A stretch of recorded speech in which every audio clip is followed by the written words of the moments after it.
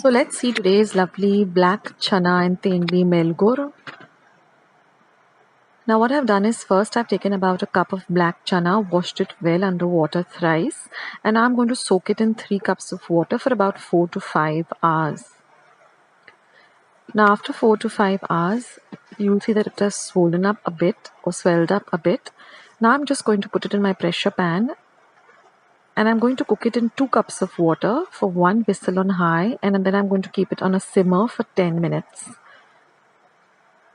Now, once it's cooked, let the pressure pan completely cool down before you open it. And then you'll see that the black chana is nicely cooked. You can check it by just pressing it, and it should break like this very easily. If it is not, then put it back in the pressure pan and cook it for another 1 whistle on high. So now let's start making this melgor. So here I've got 1 tablespoon of oil heating up. To that I'm going to add half a teaspoon of mustard seeds. Once the mustard seeds begin to splutter, I'm going to add about 4 cloves of garlic that I've chopped fine. Now I'm going to fry the garlic well till the rawness of the garlic goes away.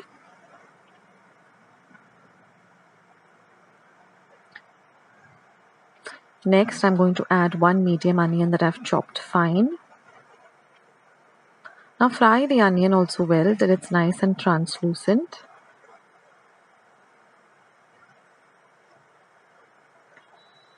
Once the onion is done, I've just taken about 8 to 10 tendlis and I've just washed them very well, wiped them dry and cut them lengthwise like this into very thin kind of slivers. If you want to see how to cut the tendli, I've included it in my tendli pickle recipe that I'd uploaded a few days ago. I'll leave a link so you can go and see how to cut them like this. Now I'm going to add 1 teaspoon of red chili powder, half a teaspoon of turmeric or haldi powder, and I'm going to mix all of this really well together. See that all the masala and the bagar coats the tendli very well. Now we're just going to cover and cook till the tendli is nicely cooked. So after about a minute or two, just check on the tendli by pressing it down with your spatula or spoon, and if it breaks easily, that means it's cooked. If it is not, then continue cooking it for another 1 or 2 minutes more. You can see that it's not cooked, so I will continue cooking it. And now another 2 minutes I kept it for cooking, and now if you see, if I press it down with my spatula, it breaks very easily. Like this. So now our tendli is cooked. So only once the tendli or the tondli, whatever you pronounce it as, once that is cooked, only then we are going to add our cooked black chana. Now mix everything nicely well together. And now I'm going to be adding a 1 heaped tablespoon of samarache curry powder. I will leave a link of how I prepared the samarache curry powder. I just uploaded it a few days ago, but I will leave a link in the description box as well as the comment section, so you all can go and check that out. Also, I'll leave a link to all my Goan recipes, Goan desserts, Christmas sweets, Easter eggs, all of them in my description, as well as my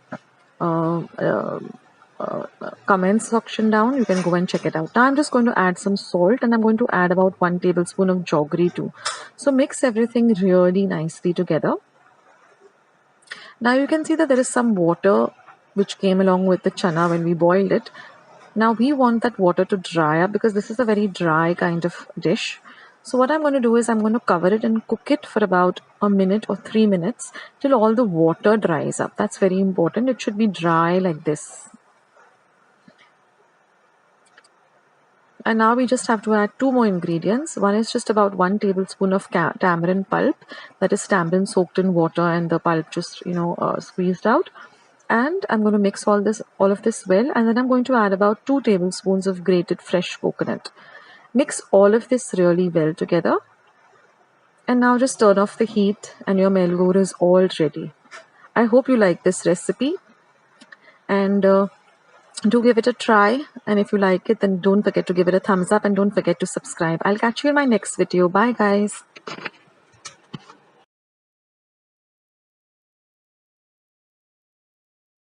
tap in a sieve or a sift and wash it clean. This is very important. And then once your leaves are nicely drained out of all the water, you can just start making this beautiful and healthy and delicious vegetable. So here my leaves are all prepped up and chopped and ready to go. Now besides the leaves, I also require few other ingredients, very few ingredients. So here I have one medium-sized onion which I've chopped fine. This is 4 cloves of garlic which I've chopped. These are 2 light green chilies chopped fine. This is half a cup of fresh coconut grated and some salt to taste.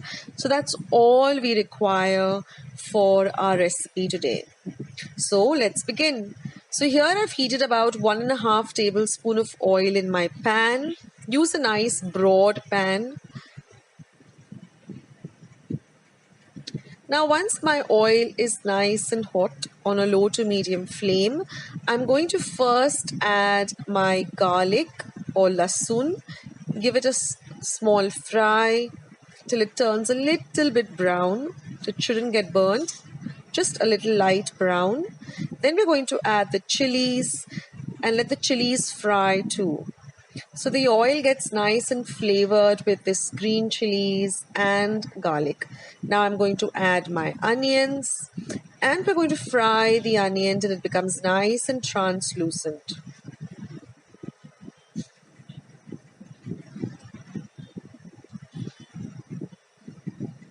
Now this Chana Bhaji is very good for health.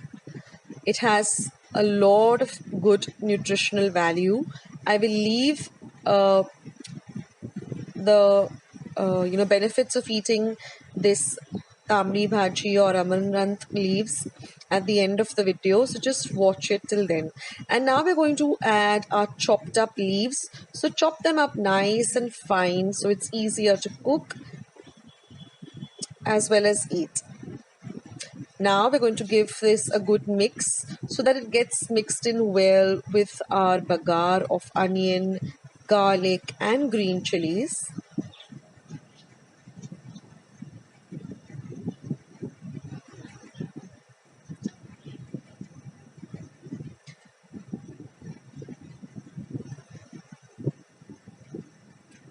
So give it a nice stir. Now, like all leafy vegetables, you don't need to add water to this because the leaves will leave out some water. Now we're going to flavor it with some salt to taste. Once you've added the salt, mix the salt in well.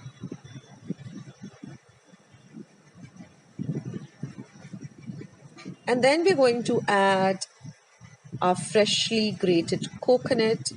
If you don't have access to freshly grated coconut, you can also use your frozen coconut, grated coconut. Just mix everything nicely.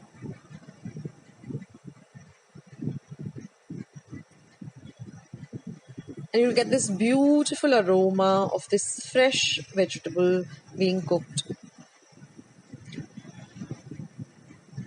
And now friends, all we have to do is just cover and cook it for about 5 to 7 minutes, stirring in between, just to ensure that the vegetable is nice and cooked. It doesn't take a long time to cook leafy vegetables. They get ready very fast, and you should not overcook leafy vegetables because then it loses all its nutritional value if you overcook anything.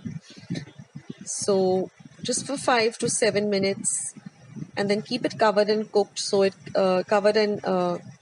just keep it covered so that it can cook with the residue heat.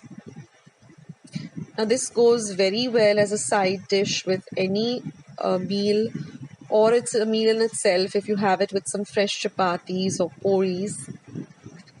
So it's such a simple recipe. It's so nice and colorful with the lovely greens and reds. And then now all we're left to do is just serve it in a serving bowl. And we're ready to dig in.